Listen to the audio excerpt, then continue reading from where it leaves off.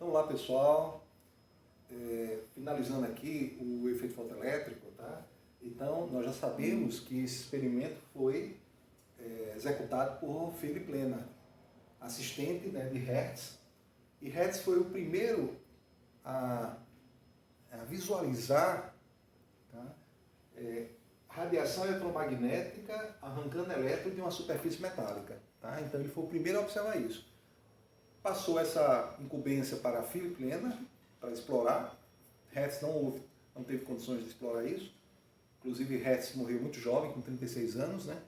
E aí, Philipp Lenard fez esse experimento que nós já explicamos, né, todas as possibilidades que ele mediu. E aí, quais foram as observações que Philipp Lenard teve que a física clássica não consegue explicar. Tá? Então, só para lembrar aí algumas observações, por exemplo, quando eu inserir aqui uma radiação eletromagnética na superfície desse metal, por exemplo, pode ser magnésio, pode ser sódio, tá? Pode ser qualquer outro metal, essa radiação só vai conseguir arrancar elétron da superfície, ejetar elétron, aqueles elétrons livres característicos das ligações metálicas, só vai conseguir fazer isso a partir de uma certa frequência.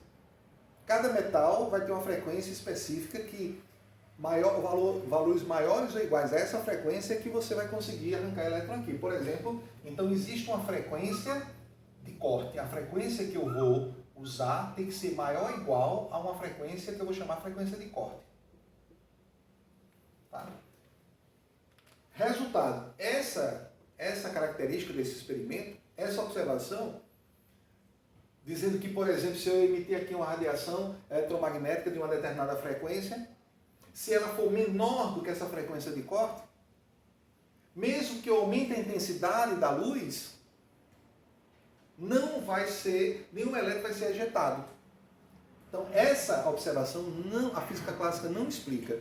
Tá? Então, para explicar essa observação, entre outras observações que a gente já mostrou aqui, explicar, por exemplo, né, do ponto de vista teórico o que está acontecendo, já que a termodinâmica não explicava, a física clássica não explicava, tá?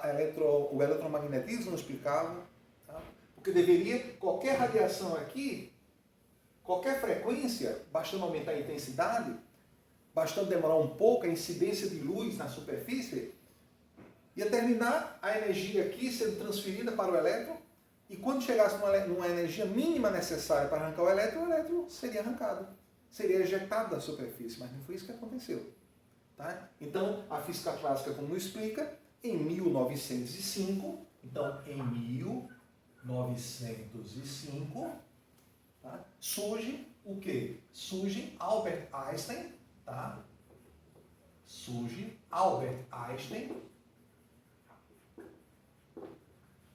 Tá? Com seus postulados para explicar o experimento de Philipp Lenard. Esse experimento hoje é chamado de efeito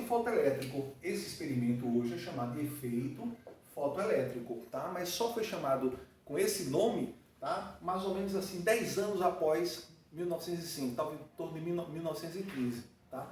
Mas antes disso, quais foram os postulados que Einstein usou para explicar satisfatoriamente o famoso experimento de Philipp Lenard, hoje chamado efeito fotoelétrico? Primeiro postulado, tá? Primeiro postulado foi que a luz, a radiação eletromagnética, que naquela época, em 1905, já estava pacífico de forma pacífica que a radiação eletromagnética, a luz é uma radiação eletromagnética. Tá? O que mais? Comportamento ondulatório, logicamente. Tá? O princípio de Huygens, né? Obedecido, o princípio de Huygens. A questão da dupla fenda, da difração. Então isso já era, né, pacífico. Só que, para explicar esse experimento, Albert Einstein mudou essa interpretação. O primeiro postulado de Einstein foi que a luz era composta de corpúsculos. Tá? Então, a luz, tá? Ou a radiação eletromagnética, a luz é composta de corpúsculos. Corpúsculos. Tá? Porque mais tarde, como eu falei, 10 anos depois, né, mais ou menos em 1915, Robert Millikan, chamou esses corpúsculos de fótons, como nós conhecemos hoje. Então, o primeiro postulado foi isso. A luz é composta de corpúsculo. Não tem como a luz, com comportamento ondulatório, a luz conseguir arrancar um elétron aqui com essas características que nós já falamos aqui. Não tem como. Para isso, a luz chegaria no elétron e, a partir de um certo tempo, começaria a transferir energia a partir do campo elétrico da radiação eletromagnética até o elétron conseguir receber uma energia suficiente para que essa energia consiga retirar ele da superfície. Era assim que deveria ser, caso a interpretação fosse que essa radiação aqui seria um comportamento ondulatório, né, uma radiação eletromagnética, que era o que se aceitava na época. Então esse foi o primeiro postulado. O segundo postulado de Einstein, tá, foi que, para que o efeito fotoelétrico aconteça, cada um corpúsculo desse, hoje chamado de fóton, interage com um elétron. Então a interação é 1 para 1. Meio corpúsculo, meio fóton, não vai conseguir interagir com o elétron. Nem tampouco 2 fótons vai interagir com o elétron.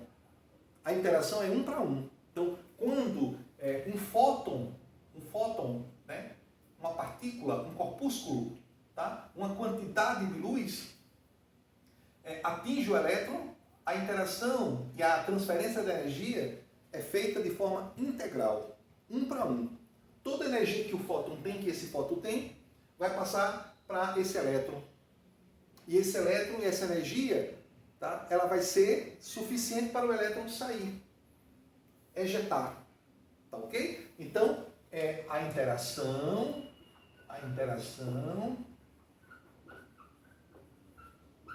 ocorre, tá, de 1 para 1. Ou de uma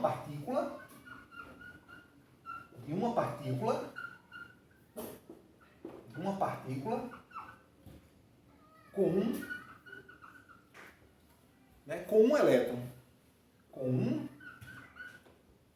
elétron.